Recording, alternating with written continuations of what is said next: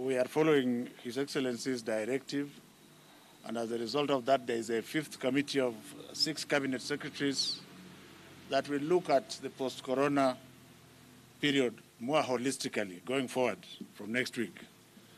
But from the perspective of the Ministry of Education, I would like to state that we have been very methodical in what we are doing, and that by the time His Excellency was issuing his directives, we had done significant work, which at this point we would like to share with him first before we go public.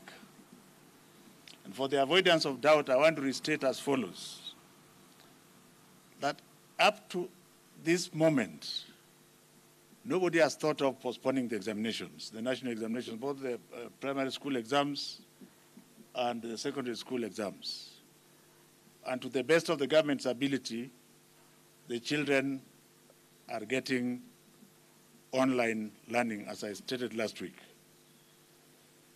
I am aware that the parents are very, very apprehensive, but they should be fair to themselves, because government has not pronounced itself that the exam will be postponed.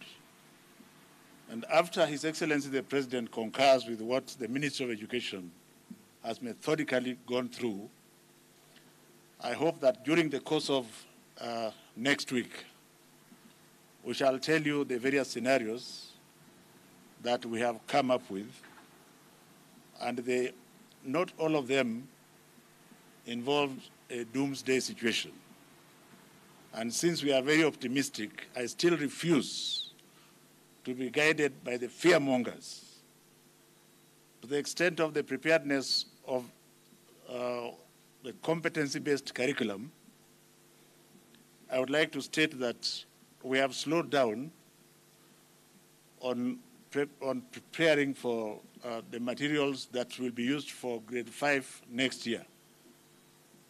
But in some of those scenarios, we have given options which would still mean that if all goes well, we shall still launch grade 5 come January or February of next year. So I, as the head of the sector, see no reason, and I would like to request the public to listen to one voice. That delegated voice by the President is my own voice, and before I speak, I consult widely the stakeholders that are relevant in the education sector.